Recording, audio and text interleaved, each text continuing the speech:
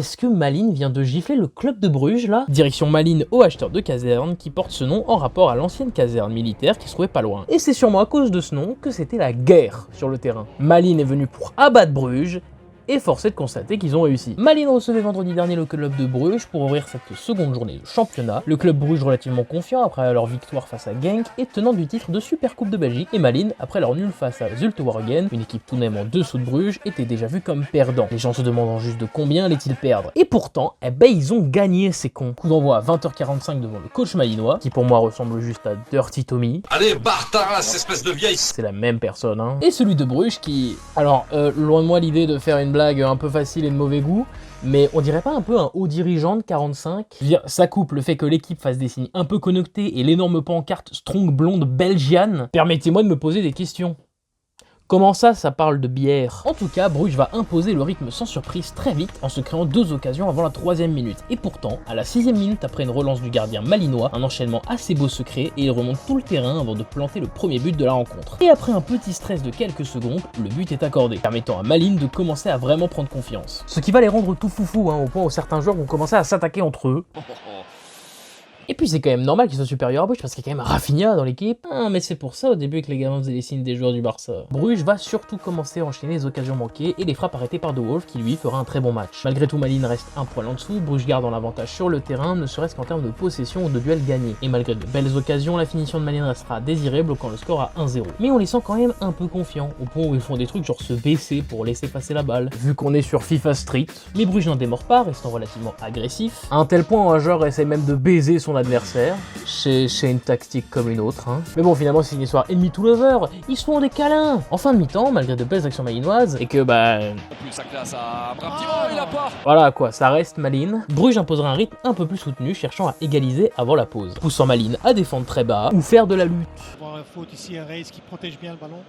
Mais ça ne suffira pas et le score restera gelé face à des supporters qui n'en peuvent plus. Et ça va pas s'arranger au retour des vestiaires, puisqu'après une main qui selon moi n'était pas voulue même si son bras devait être rangé, un penalty est attribué à Malines. D'ailleurs le coach là, Dirty Tommy, il a pas l'air ultra saoulé par la nouvelle. Il a parié sur le fait que son équipe allait perdre ou quoi. Et quand je vois le tir, je suis même pas sûr que si Jacquer s'était parti du bon côté, ça aurait été arrêté. Tout ça finira de creuser la tombe de Bruges qui semble complètement absent. Et d'ailleurs les supporters aussi. Mais heureusement, il leur reste un peu de jus permettant à Zoli d'en planter un à la 68e et au moins, ça, c'est un but de fou. Et à partir de là, la vapeur va un peu s'inverser, Malines n'étant peut-être pas complètement à jouer 90 minutes à cette intensité. Ce qui va un peu échauffer les esprits, menant une petite altercation, mais c'est pas au niveau de Standard Bender. On y reviendra. Bruges enchaînera donc les belles occasions, mais ça ne suffira pas, et à la fin, Malines s'en sort avec un 2-1, ce qui fait complètement craquer le coach, ainsi que les supporters. Et je les comprends. Si vous connaissez pas les équipes, normalement ça devait être Bruges qui gagnait, et sans trop de problèmes. Et même si dans le jeu pur sur le terrain, Bruges a été bien plus dominant, ils ont pu faire que s'incliner. Mais bon, il faut quand même relativiser un peu cette défaite. Déjà, Bruges rate souvent ses débuts de saison. Il y a qu'à prendre l'exemple de l'année dernière où ils ont mis 4 jours de championnat à gagner un match. Et aussi, faut pas oublier que mercredi, ils jouent l'aller face à Salzbourg en 3e tour qualificatif de Champions League. Ça a sûrement joué sur leur mental et ça les a peut-être forcés à lever le pied pour pas perdre trop d'énergie sur un match pas très important vu qu'on est que en début de saison. Et d'ailleurs, ça m'étonnerait pas non plus que le prochain match en championnat de Bruges face au club Bruges soit pas top non plus. Ce qui est dommage parce que c'est un derby et les derbys c'est quand même un peu fun, ne serait-ce que pour les supporters. Mais bon,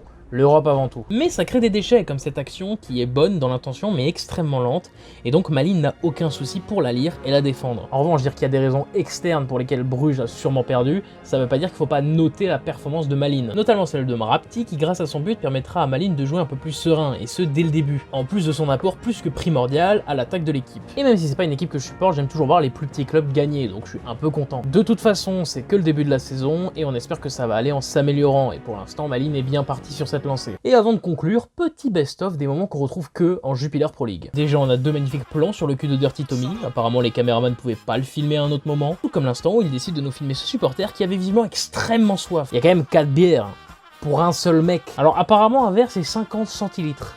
C'est-à-dire que là, il avait 2 litres de bière. C'est quand même pas rien. Niveau joueur, le gardien malinois de Wolf a pour moi un petit problème de gestion de la colère parce qu'il passe son temps à tabasser sa cage. Et quand il le fait pas, il crache dans ses gants avant de tirer. Non, je comprends, c'est quand même important le grip pour tirer. Et de l'autre côté du terrain, c'est pas mieux avec un joueur brugeois qui a failli mettre un but contre son camp en la passant à son gardien, mais sans le prévenir. Et pour ça, j'ai pas d'image, mais apparemment pendant la mi-temps, il y avait un jeu pour gagner 4 ans d'abonnement, ce qui est quand même pas rien. Et c'était, je cite, Une sorte de pétanque, mais avec des bouteilles de bière. La Belgique.